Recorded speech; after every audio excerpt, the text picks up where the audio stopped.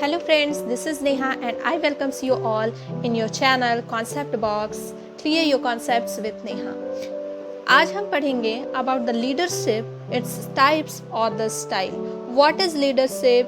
What are their types and their styles?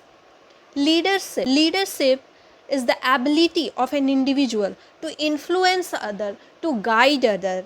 Leadership को हिंदी में नेतृत्व कहा जाता है. नेतृत्व से अभिप्राय व्यक्ति के उन विशिष्ट गुणों से है जिनके द्वारा वह अन्य व्यक्तियों का पथ प्रदर्शन कर लक्ष्यों की प्राप्ति करता है. तो ये क्या है? नेतृत्व एक गुण है. लीडरशिप इज द क्वालिटी और the ability of an individual that help them to influence others, to motivate others, or to guide others, and to make a team, to work in a team, and to achieve a definite goal. मैं अपनी सारी videos Hindi और English दोनों में लेती हूँ ताकि आपका सिर्फ कॉन्सेप्ट क्लियर हो जाए और आप अपने मन से एग्ज़ाम में लिख सकें, क्योंकि एमएड के एग्ज़ाम में कॉलेज लेवल एग्ज़ाम में हम लाइन टू लाइन याद करके जाकर और उसको सिर्फ लिख कर पास नहीं हो सकते, क्योंकि हमको हर क्वेश्चन में कम से कम 10 पन्ने लिखने होते हैं. हम अपने एक्सपीरियंस उसमें ऐड करके लिखते हैं. तो आगे बढ़ते हैं और इस कॉन्सेप्ट को अच्छे से समझते हैं कि ये है क्या, ताकि आप इसको एक्सपेंड करके और अच्छे से लिख सकें. Leadership is ultimately about creating a way for people to contribute to making something extraordinary. By Alan Kate. A leader is a person who can influence others easily, have a good skill of situation analysis. इसका मतलब ये है कि leader एक ऐसा person होता है जो लोगों को इन्फ्लुएंस करता है, जो लोगों को तैयार करता है अपने काम को करने के लिए, चाहे वो गलत हो या सही. आपने देखा होगा कई ऐसे लीडर्स होते हैं जो गलत काम भी लोगों से करवा देते हैं. लोग जानते हैं कि वो काम गलत है फिर भी लोग करते हैं. जैसे फॉर एग्ज़ाम्पल हिटलर के बारे में लोग जानते थे कि वो गलत कह रहा है, वो गलत काम करवा रहा है, बट फिर भी लोग उसकी बात मानते थे. और बहुत सारे ऐसे नेता हुए जो और राजा हुए जो गलत कार्य करवाते थे, ह्यूमैनिटी के ख़िलाफ़ कार्य करवाते थे, फिर भी लोग उनकी बात मानते थे. क्यों? क्योंकि उनके अंदर वो एबिलिटी होती है, वो गुण होता है, वो हुनर होता है कि लोगों के अंदर तक बात डाल देते हैं और लोग जो भी वो कहते हैं वो लोग उनको फॉलो करने लगते हैं. They just follow them. या तो उनके डर से करते हैं या फिर उन पे ट्रस्ट करते हैं या उनकी बातों से मोहित हो जाते हैं. और लीडर होने के लिए आपका कम्युनिकेशन स्किल बहुत अच्छा होना चाहिए, के अंदर वो नॉलेज होना चाहिए, वो एबिलिटी होनी चाहिए कि आप लीड कर सकें, गाइड कर सकें. गाइड आप तभी करेंगे जब आपके अंदर वो पावर हो, आपके अंदर उतनी अच्छी कम्युनिकेशन स्किल हो, आपके अंदर वो नॉलेज हो कि लोग खुद को आपसे कम समझें और आपके कहे हुए रास्ते पर चलने लगें. कुंज एंड ऑडोनिल, याद रखिएगा, कुंज एंड ऑडोनिल मॉस्किटो रिपेलेंट वाला होता है ना, तो ऑडोनिल से याद रखिएगा. ऑडोनिल ने कहा था कि किसी उद्देश्य की प्राप्ति हेतु संप्रेषण के माध्यम द्वारा व्यक्तियों को प्रभावित करने की योग्यता नेतृत्व है.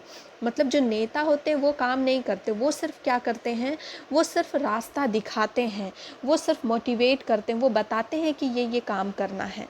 लोगों को बस इन्फ्लुएंस करते हैं, गाइड करते हैं कि आपको इस कदम पे चलना है, आपको इस नेतृत्व का अर्थ हमने समझ लिया कि नेतृत्व से अभिप्राय वो विशिष्ट गुणों से होता है, उन गुणों से होता है जिसके द्वारा व्यक्ति जो है अन्य व्यक्तियों को इन्फ्लुएंस करता है, तैयार करता है, पथ प्रदर्शन करता है ताकि वो एक लक्ष्य की प्राप्ति कर सके. Types and styles of leadership.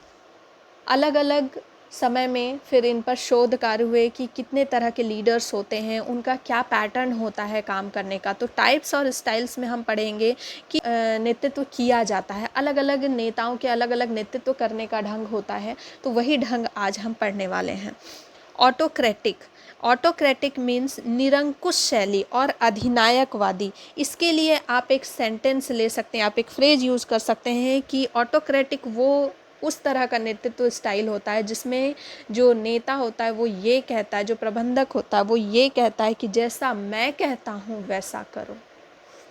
इसका मतलब ये बहुत ज़्यादा स्ट्रिक्ट होते हैं, ये अपने बात को किसी भी तरीके से मनवाते हैं, लोगों की राय नहीं लेते हैं, जो वो चाहते हैं बस वो करवा देना चाहते हैं। ये कनेक्शन में बिलीव नहीं करते हैं, ये प्रोडक्ट में बिलीव करते हैं कि इनको किसी भी तरह इनके उद्देश्य की प्राप्ति हो जाए, और इसके लिए ये डरा कर या फिर आलोचना करके किसी भी तरीके से कार्य करवाने में विश्वास रखते हैं। ऑथोरिटेटिव, आधिकारिक, इसका मतलब होता है, इसके लिए फ्रेज यूज़ कर सकते हैं मेरा अनुसरण करो, मैं जो कर रहा हूँ वही तुम भी करो। ऑथोरिटी है, ऑथोरेटिव अपनी ऑथोरिटी का यूज़ करता है कि मैं जो कर रहा हूँ वही करो। पेस सेटिंग, पेस सेटिंग का मतलब ये होता है कि इसमें जो नेता है वो एक पेस सेट कर देता है। जो नेतृत्व शैली है आपको देखने मिल जाएगी अधिकतर प्राइवेट कंपनीज़ में, जिसमें जो प्रबंधक होते हैं एक हाई पेस सेट कर देते हैं, हाई स्टैंडर्ड सेट कर देते हैं, हाई गोल सेट कर देते हैं और कहते हैं कि आपको ये टारगेट पूरा करना है, आपको इतनी गाड़ियाँ बेचनी है, आपको इतना पैसा मार्केट से लेके आना है। तो डेमोक्रेटिक, लोकतांत्रिक, इसके लिए फ्रेज यूज हो सकता है कि आप क्या सोचते हैं वो भी इम्पॉर्टेंट है। लोकतांत्रिक मतलब लोगों को कहने का अवसर मिलता है, लोगों को अपने विचार रखने का मौका मिलता है। कोचिंग, एफिलिएटिव, कोचिंग में इस तरह की नेतृत्व शैली में लोगों को बताया जाता है कि आपको किस तरह कार्य करना है, उनको कोचिंग दी जाती। कोचिंग देना मतलब कि तैयार करना, बताना, हाँ रास्ता दिखाना, उनको तैयार किया जाता है कि आपको इसी नीति पे चलना है, आपको इस तरह से कार्य करना है, कार्य करने का नियम तय कर दिया जाता है। एफिलिएटिव, संबंध शैली, इसमें रिलेशन पे ज़्यादा ध्यान दिया जाता है कि लोग पहले आते हैं। इसके लिए फ्रेज यूज़ कर सकते हैं कि लोग पहले आते हैं, लोगों की बात सुनी जाती है, उनसे राय लिए जाते हैं, मशवरे लिए जाते हैं, उसके बाद कोई कार्य किया जाता है।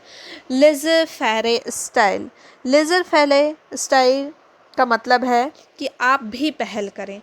लेज़र फेरे मीन्स कि फ्री छोड़ देना, कि आप भी पहल कीजिए, आप भी कुछ डिसीजंस लीजिए और आप हमको बताइए। You are free to do, you are free to take decisions. Transactional, transaction का मतलब क्या होता है, हम बैंक से क्या करते हैं, ट्रांजैक्शन करते हैं, लेन देन करते हैं।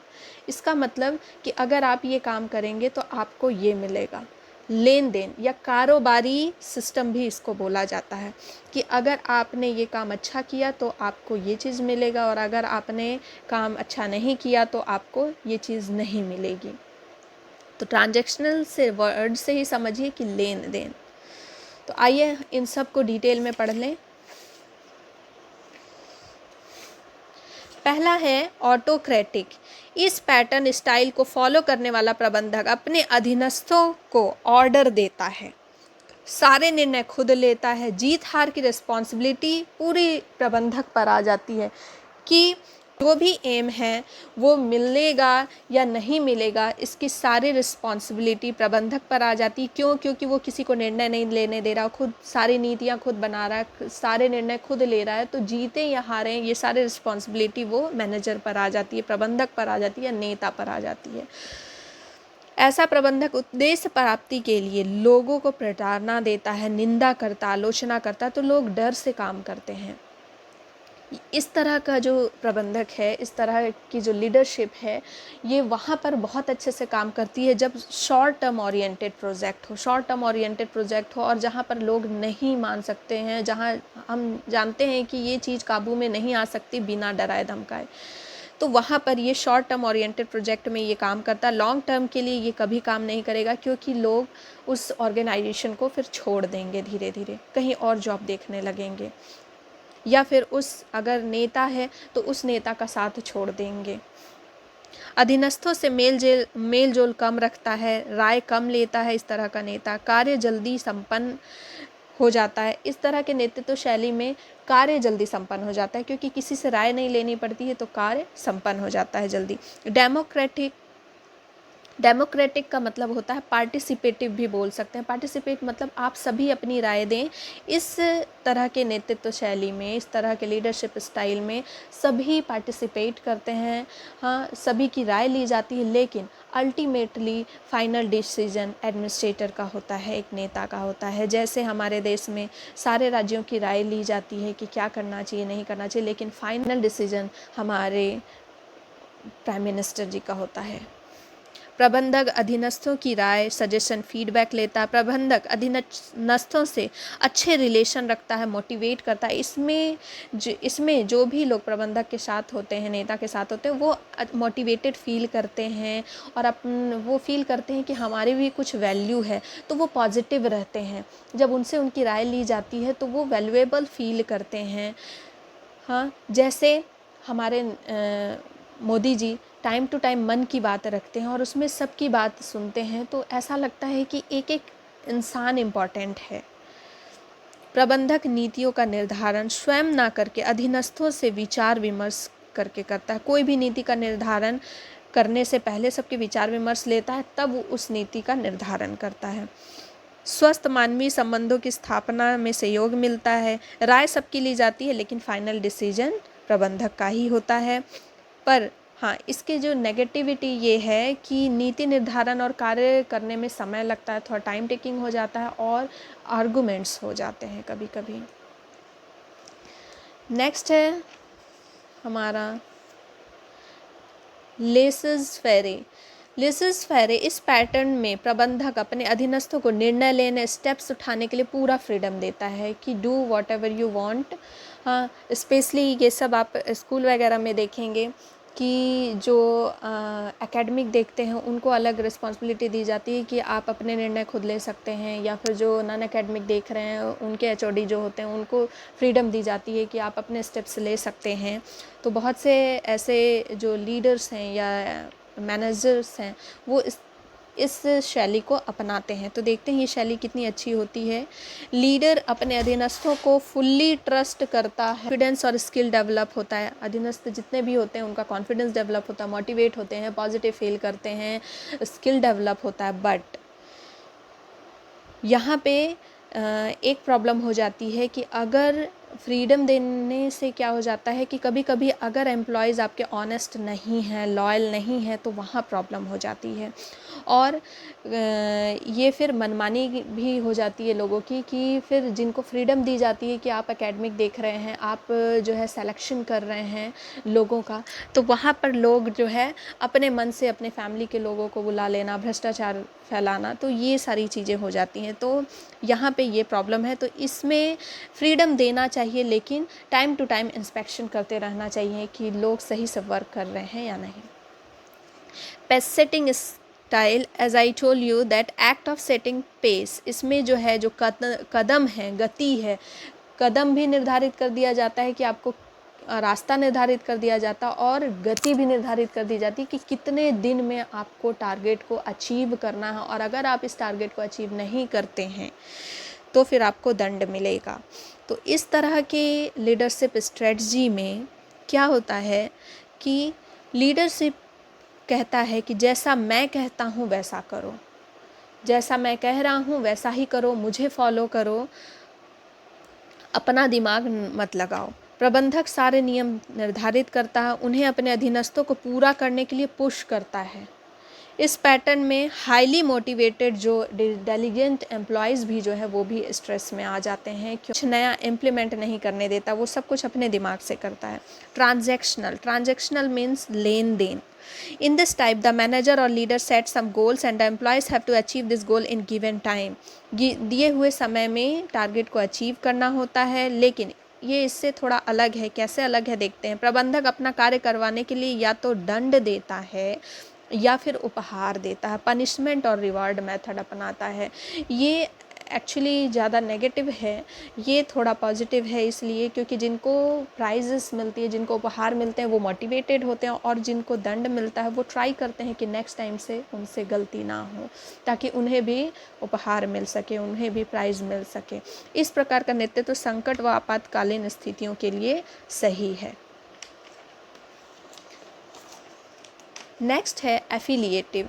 It builds relationship, it main focus on the relationship, it main focus on building relationship or focus on building relation. Also you can say emotional leadership, इसको emotional leadership बोला जा सकता है क्योंकि ये इसमें जो लीडर होता है वो काफ़ी इमोशनली अटैच्ड होना चाहता है लोगों से, वो मैन पावर बढ़ाना चाहता है, व्यक्तिगत संबंध बनाने पर केंद्रित होता है, कर्मचारियों का मनोबल बढ़ाता है, चूँकि प्रत्येक व्यक्ति भावनात्मक रूप से कार्यस्थल से जुड़ जाता है। इस तरह के लीडरशिप स्टाइल में क्या होता है, जो लीडर से जो बाकी लोग हैं, एम्प्लॉयज़ हैं, सभी कार्यस्थल से जुड़ जाते हैं भावनात्मक तरीके से। तो अगर कभी कार्यस्थल में कोई ऐसी स्थिति आ जाती है, संघर्ष का माहौल आ जाता है, या फिर अगर कोई घाटा भी चल रहा है कंपनी में, हाँ कुछ इस तरह की प्रॉब्लम भी आती है, तो लोग जो है उसे उसका साथ, प्रबंधक का साथ नहीं छोड़ते हैं और सभी मिलकर उस संघर्षों का हल कुशलता से निकालते हैं। कार्यस्थल के तनाव को, इस तरह की जो स्ट्रेटजी होती है वो कार्यस्थल के तनाव को कम करती है। कर्मचारी नौकरी से संतुष्टि का अनुभव करते हैं, क्योंकि जनरली लोग चाहते हैं कम कमाएं लेकिन शांति से पैसे कमाएं, जहां सुकून हो। तो इस तरह की चीज़ों में थोड़ा सुकून फील होता है, लोग जाके अपने जो प्रबंधक है उनसे खुलकर बात कर सकते हैं, उन्हें अपनी राय दे सकते हैं। कर्मचारियों को इनाम के माध्यम से प्रेरित किया जाता है, इनाम देकर, इसमें दंड नहीं दिया जाता है, इसमें इनाम दिए जाते हैं। तो हमने कौन कौन सा स्टाइल पढ़ा लीडरशिप का? Autocratic, democratic, laissez faire, pace setting, transactional and affiliative. आपको कौन सा लीडरशिप स्टाइल अच्छा लगा? आप कौन सा लीडरशिप स्टाइल फॉलो करेंगे? कमेंट करके ज़रूर बताइएगा। बट मेरे हिसाब से इन सब का मेल होना चाहिए, समय के अकॉर्डिंग सिचुएशनल लीडरशिप होनी चाहिए कि जब ज़रूरत हो तो ऑटोक्रेटिक बन जाए, जब ज़रूरत हो तो पार्टिसिपेटिव बन जाए। सबका मेल होना चाहिए, एक परफेक्ट बैलेंस होना चाहिए।